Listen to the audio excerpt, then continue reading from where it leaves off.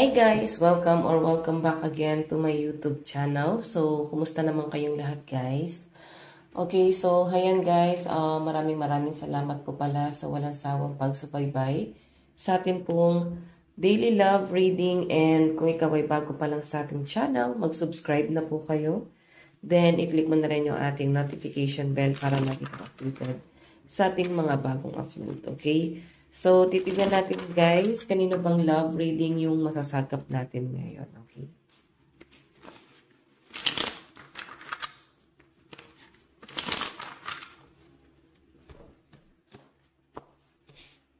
Kanino ba itong love reading?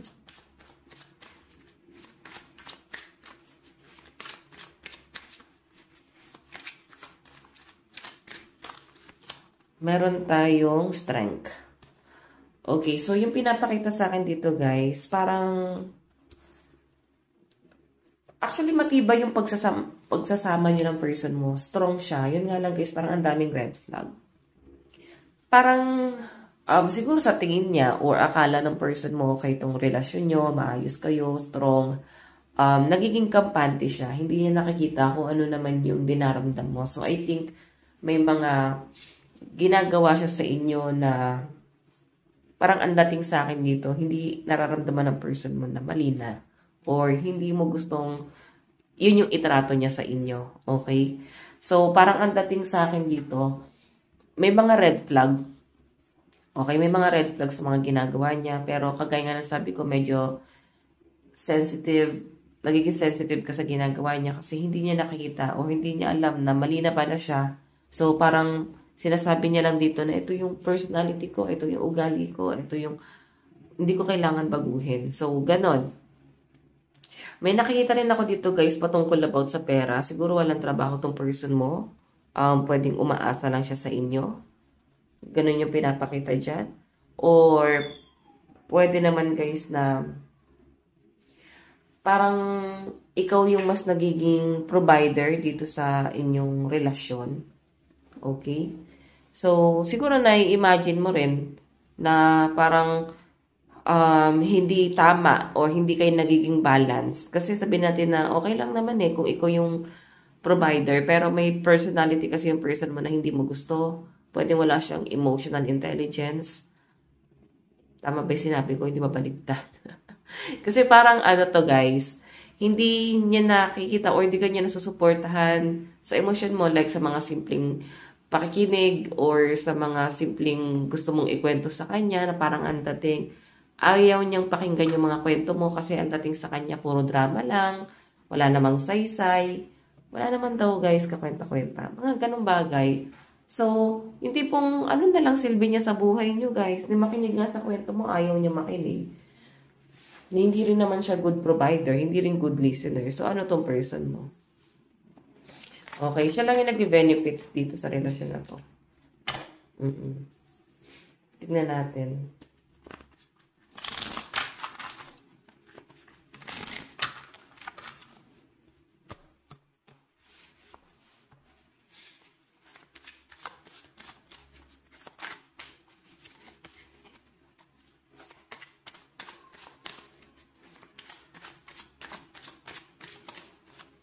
Meron tayong Three of Pentacles. Collaboration to So, hindi ko siya nakikita guys na parang tinutulungan kanya kahit simpleng bagay.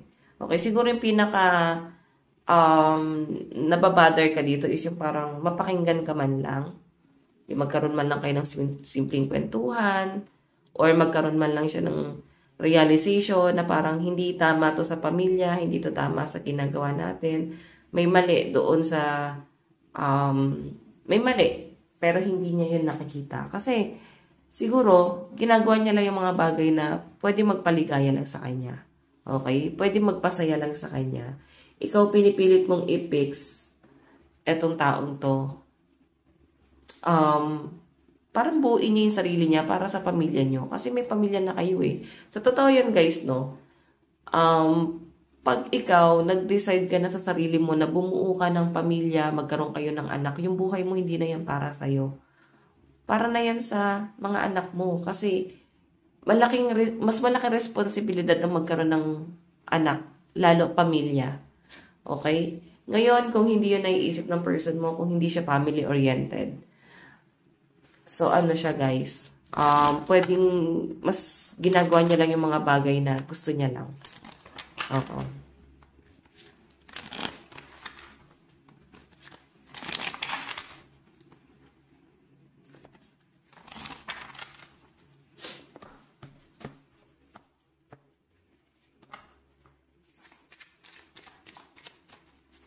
Tingnan pa natin.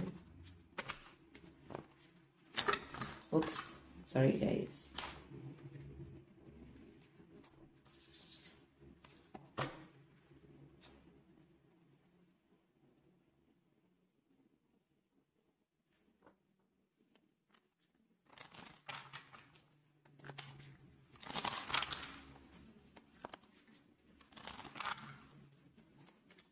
Kanina po itong love reading. So, yun, malakas yung Leo energy dito, no? Tapos Capricorn, Taurus, and Virgo.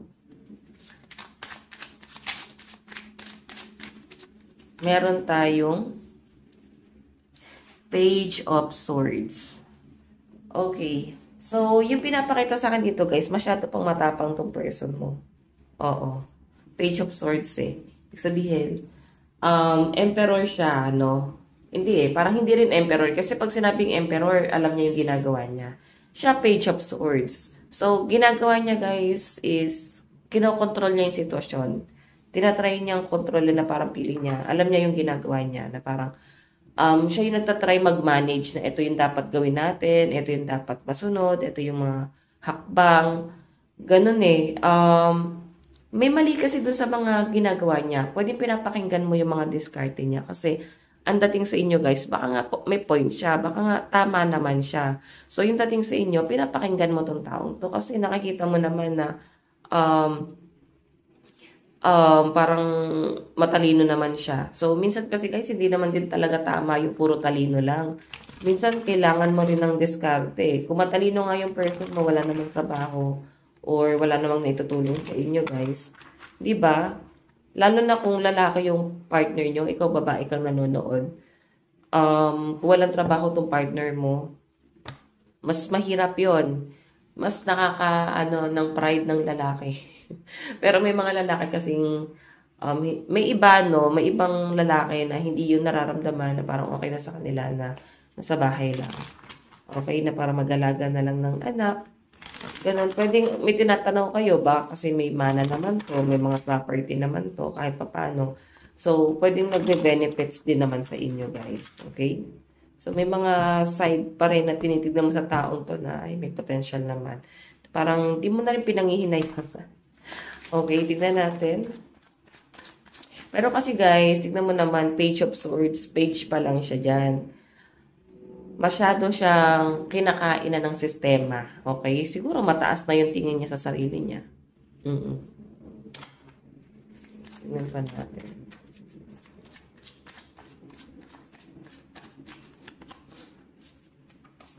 Meron tayong The Hangman. Ay, masyadong komplikado. Diba? So, nakikita ko guys, itong person mo, itong partner mo yung nagpapa-conflict dito sa sitwasyon nyo guys. Kasi ikaw pwedeng nakikita mo kung ano yung tama dun sa relasyon. So, siguro, parang hinahayaan mo siya sa kung ano yung gusto niyang gawin. Then, basta wag siyang magkukulang. Parang ganun. Parang kontento ka na basta wag siyang magkukulang. Okay, binibigay mo yung freedom na itong taong to. Tignan natin.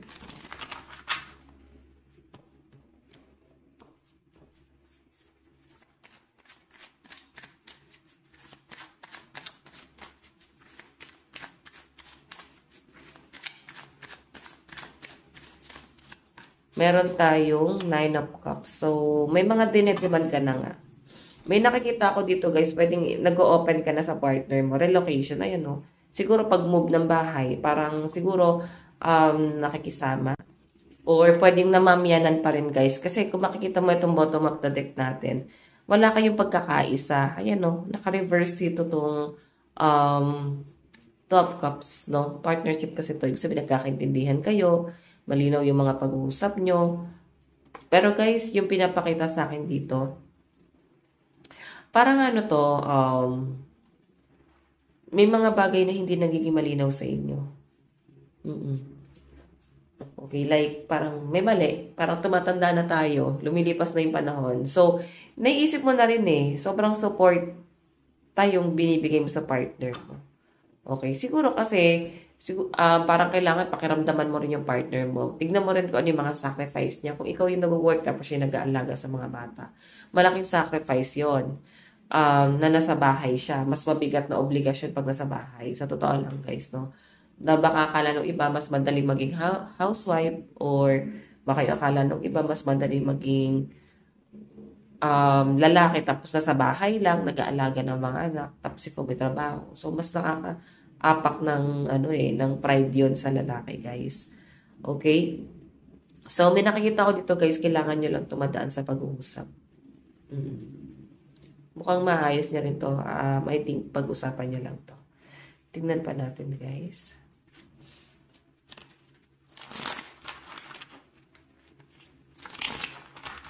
Okay, so malakas talaga yung earth sign dito, no? Capricorn, Taurus, and Virgo. Cancer, Pisces, Scorpio, Aquarius, Gemini. Okay, so isa sa mga pinagtatalunan nyo rito guys is yung parang yung daily needs, yung pang-araw-araw na kailangan, like mga basic needs lang naman, like panggastos, pamasahe papasok sa trabaho, pagkain. Okay, tignan pa natin.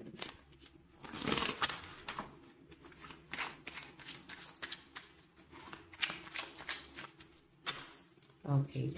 So guys, meron tayong the world. So, yun yung isa sa mga dinedemand mo. No? May nakikita ko dito guys, nagpaplano siguro yung iba sa inyo bumili ng sasakyan. Oo. Bumili ng sasakyan and yung pinapakita sa akin dito parang siguro gagamitin pang business. So, puro sacrifice na yung ginagawa ng iba sa inyo kasi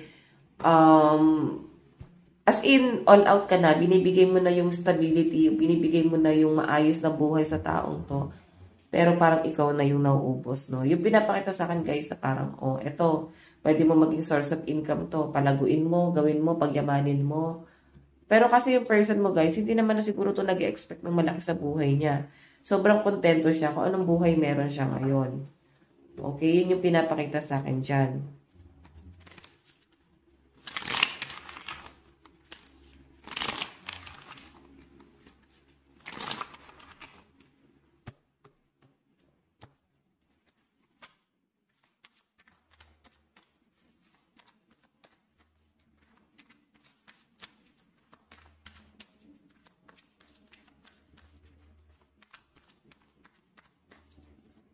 Meron tayong Nine of Pentacles, no?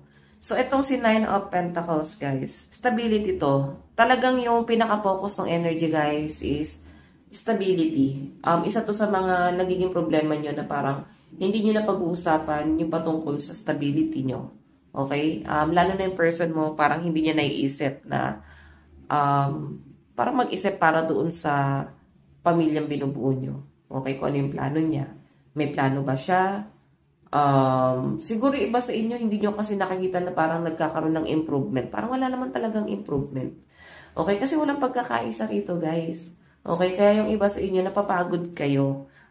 Pwedeng nakakaisip ka dito kung paano mo mas pagagaanin yung loob mo, kung paano mo gagawin payapa yung buhay mo. Okay? Kung paano mo mas kung paano mo mas aayusin yung buhay mo. Okay? Parang nagiging selfish ka na lang din kasi nakikita mo sa partner mo parang ang selfish naman niya. Siya nga ginagawa niya yung mga bagay na gusto niya. Okay? Pwede rin naman kasi guys na hindi niya ginagawa yung responsibilidad niya para sa pamilya niyo. Like, wala na nga siyang work, no?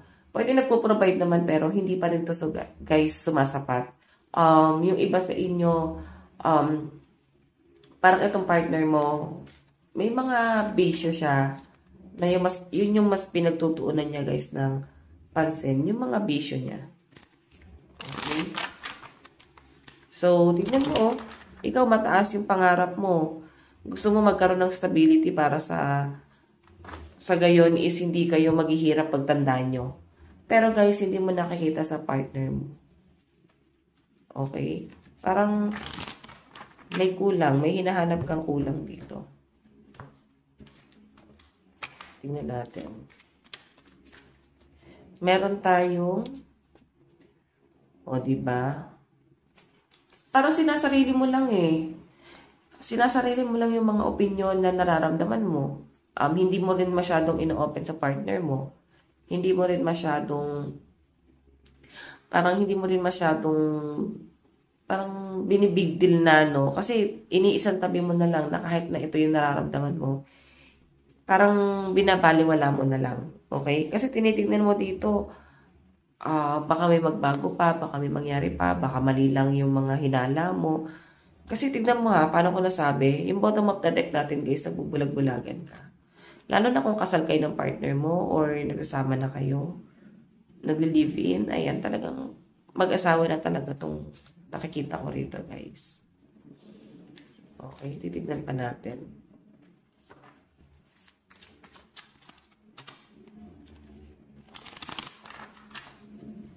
Overall energy, spirit guide, kanina po itong love reading. Parang yung pagmamahal mo sa kanya, guys, nauubos na. Parang mas napapalitan na siya ng galit. Napupuno ka na eh. Sobrang haba ng pasensya. Nakikita ko rin, guys, sobrang buti mo. Sobrang bait mo din sa taong to. Ganon.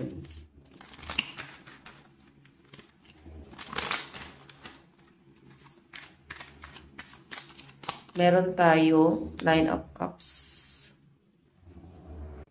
Okay, so guys, itong 9 of Cups na to, siguro palainom pa tong person mo, no? Isa yun sa mga gusto mong matanggal sa kanya yung vision niya na parang puro inom, ginagawa niya yung mga gusto niyang gawin, mabarkada, basta mabisyo guys, no? Nauubos lang yung pera niya doon sa bisyo niya, sa luho niya. Kumbaga, kumikita siya ng pera, mas malaki pa yung napoprovide niya para sa sarili niya kaysa sa napoprovide niya para sa pamilya niya. So, ikaw parang mas nagpo-focus ka sa pamilya niyo. Parang ang dating nga dito, feeling mo parang nagiging walang kwenta ka. Kasi, dinidikitan mo is walang sense of risk pa. Alam mo yun, parang sense of humor ba tawag dun guys? Parang ganon. Kasi, dito nga lang wala siyang pakiramdam eh. Wala siyang ka-sense kausap guys. No? Hindi kanya nagbibigyan ng moral support. Hindi ka rin niya nabibigyan ng atensyon. So, ang dating kasi sa kanya guys, okay na siya eh. Ano mang buhay meron siya ngayon, ano mang meron kayo ngayon, parang mas pinapakita sa akin guys, nakokontento siya.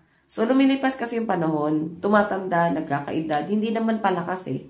Okay, habang nagkakaedad tayo guys, hindi tayo palakas, pahina tayo. So, siguro isa yun sa mga gusto mong ipaliwanag dito sa partner mo na hindi habang buhay, ganyan. So, yung ginagawa mo dito is, hanggat maaari, gusto mo siyang matulungan. Oo. Parang hanggat maaari, binibigyan mo siya ng pabor. Yun yung pinapakita rito. Okay? Ikaw na yung nagsasacrifice. Puro, alam mo yun, nagsasuffer ka dito sa relasyon na to. Okay? So, tignan pa natin.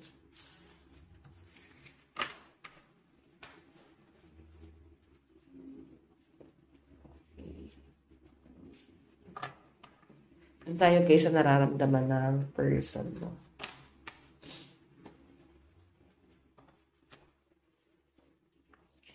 Nararamdaman ng person mo sa'yo.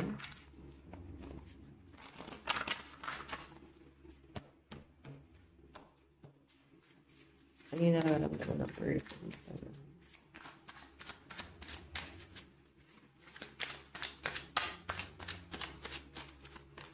Meron tayong The Chariot. Ang bilis eh.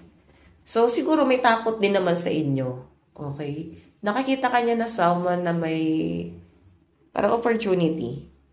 Kasi sa Chariot is someone na or something na parang may mga offer, may mga opportunity, blessing. So, ganun kanya nakikita. Parang blessing sa kanya.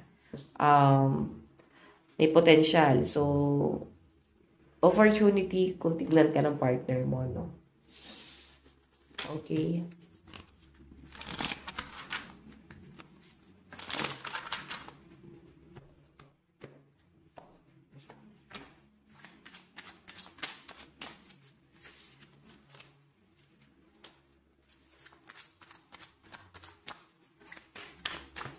Okay, meron tayong, ayan. Okay, so actually guys, yung person mo medyo kampante siya kasi tingnan nyo ha, 6 of Wands, oh.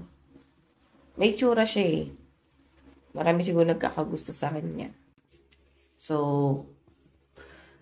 parang ang dating kasi sa akin dito guys, siguro may mga pinangihinayangan ka kahit papaano. Lalo na at may mga anak kayo. So, parang nagtitiis ka na lang kasi siguro sa kabilang banda, mabait naman. Nag-aalaga naman ng anak nyo. So, maaasahan mo naman sa mga ganong bagay. So, alam nyo yun, may mga pagtitiis. Tignan pa natin.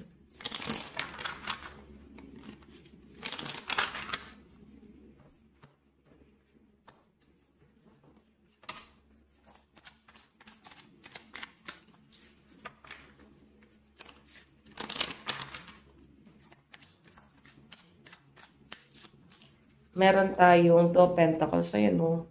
So, yung pinapakita sa akin dito, guys, yung person mo, may problema to pagdating sa pera. Pwedeng pera din talaga yung pinag-aawayan nyo. Okay? So, alam mo yung parang tinitiis mo.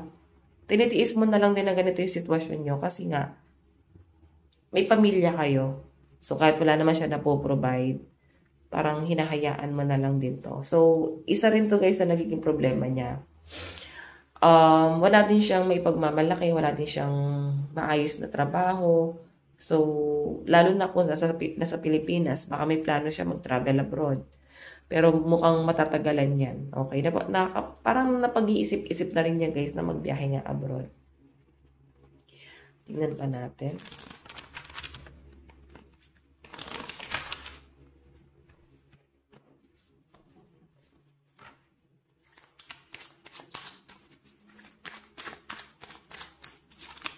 Meron tayong the Moon. Nagsisinungaling siya sa inyo guys pagdating sa pera. So siguro may bisyo to na sugal. May mga nililihim siya sa inyo guys eh. Ayan o. Okay. Oops. Wait lang guys.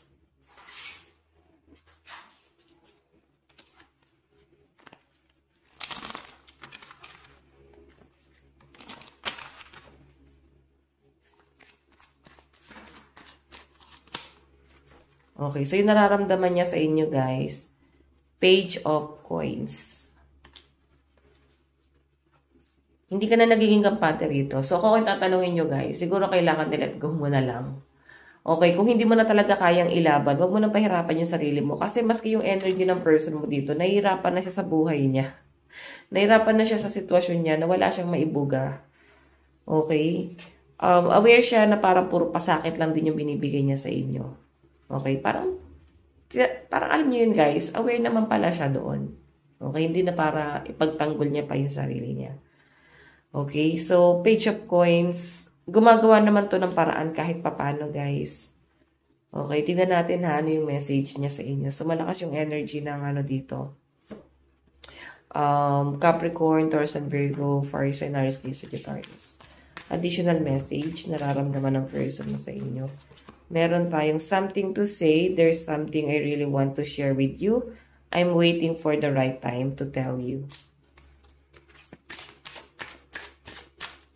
Meron tayong you're my soulmate. Okay, so siya kasi guys, sigurado tong person mo na ayaw niyang maghiwalay kayo. Ayaw niya na parang mag-end lang yung relasyon niya ng ganun-ganun lang. Or may matapos dito. So, kahit ganyan siya, hindi kanya kayang iwan. Okay?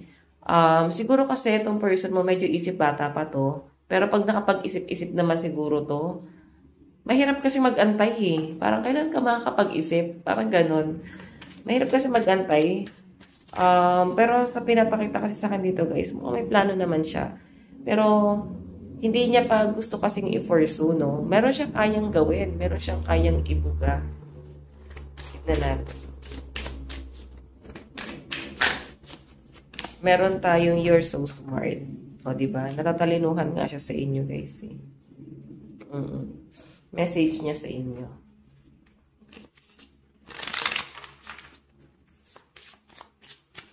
Oops. Meron tayong I remember every detail of that day. So, lagi niya naaalala yung mga panahon kung paano kayo nagsimulang nagkakilala, kung saan kayo nagkakilala. Parang okay siguro yung relasyon nyo dati bago kayo bumuo ng pamilya or magsama. Parang ang sweet, ganon. Meron tayong I am becoming a better person. Ayan, di ba? Sabi ko sa inyo may plano naman siya, pero yung malinaw kasi guys na pinapakita sa akin dito, hindi pa niya guys gustong gawin pa kasi. Okay, kasi parang, alam mo yun, parang tinatamad pa lang siya ngayon, pero meron naman pala siya kayang gawin. Hindi niya lang talaga sinisimulan. Meron tayong I knew exactly what I was doing. Diba? Ayun alam niya daw yung ginagawa niya Hindi mo daw siya kailangan pangunahan. Okay? So guys, tignan naman natin sa energy mo.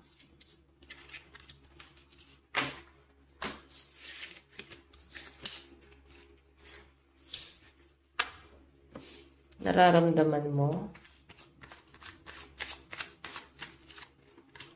Meron tayong The Fool. Okay, The Fool, new beginning to guys. Okay, new beginning to para sa inyo. Nakikita ko na parang nilalakasan mo na lang yung loob mo or may mga opportunity yung dumarating sa inyo guys. Okay? Meron tayong strength. Diba? Lumalakas yung loob mo Kasi mas malinaw na sa isip mo kung ano yung red flag. So, may mga pinaplano ka dito. Sa pinapakita sa akin guys, parang sa tingin mo, mas makakabuti. Kung ano man itong mga pinaplano mo guys. Parang parang to sa sarili mo. Hindi mo na siya sinasama doon. So, I think yung iba sa inyo, buo na yung loob mo, no, na let go na to. Pero, may nagpipigil pa rin sa inyo, lalo na kung may mga anak kayo. Isa yun sa mga nagiging reason. Meron tayong 3 of Wands. Ayan, no. May plano ka nang umalis, may plano ka nang tumalikod. Kasi nakikita mo na kung ano yung mali. Kasi 3 of Wands na to Parang nag-aantay ka na lang ng malaking pasabog niya bago mo siya iwan. Or inaantay mo na lang na magkamali siya ulit. Okay, tapos tuluyan ka nang aalis. Meron tayong King of Wands. So, yung pinapakita sa akin dito guys, King of Wands kasi is something na passionate ka na, no? Parang nagsiself-love ka na dito. Okay, tignan natin yung overall energy. So guys, malakas yung energy ng fire sign sa side mo. Aries, Leo, and Sagittarius. My dreams, I've been dreaming about you. In my dreams, we are so free and in love. Wish I could stay there forever. So, hindi nyo kasi guys makuhang maging malaya talaga. Kasi pwedeng nakadepende pa kayo sa mga magulang. Isa yun sa mga frustration mo. Oo. Meron tayong focus on money. Ayan Pera na yung pinaka-focus mo So, ngayon, pwedeng nakadepende kayo sa parents mo, sa parents niya, or pwedeng nakadepende siya sa inyo. Or pwede hindi nyo guys kayang magsama pa ngayon ng kayong dalawa talaga. Kasi, masyado pang mahina yung pundasyon na binubuo nyo guys. Okay, so ayan Ngayon, nagpo-focus ka ngayon sa stability. Sa kaperahan mo. Meron tayong soon, I'm going to contact you. So, masama yung loob mo sa kanya. Kaya parang lumidistansya ka sa taong to. Meron tayong wild side. There's a side to you I haven't seen and want to. I want to see you let loose and get wild. Let's have some fun. Okay? So, parang mas nakakasama mo lang siya sa kaligayahan. Pero, pwedeng sa kalugmukan, parang hindi mo na siya naaasahan. Okay? So, ayan. Tignan natin.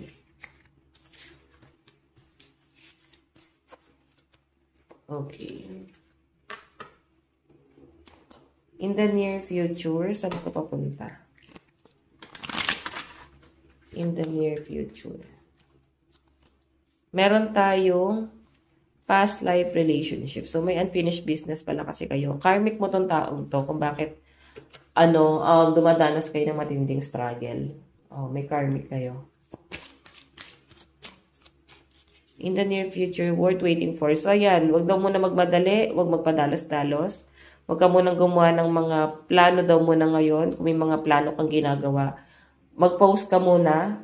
Parang wag ka munang gumawa ng kahit na anong plano sa buhay mo na pwedeng, lalo dito sa relasyon na to, like kung may plano kayo mag-anak ulit or magpakasal, parang i-post mo daw muna yan at mag-antay muna ng tamang panahon. Ayan no, worth waiting for. Siguro ang sinasabi lang dito is isettle nyo muna yung relasyon nyo. Oo. Bago kayo mag-go doon. Meron tayong true love. Ayan no, hanggang sa maging okay na siya or maging hinog na tong person mo. Kasi ngayon, medyo may mali pa sa kanya. Bigyan kita ng advice. Meron tayong know your love. Diba dapat alam mo kung paano mo mahalin yung sarili mo. So, ayan. New Moon in Libra. So, guys, ito lang po ang inyong reading. Maraming salamat po. God bless and love you. Bye-bye.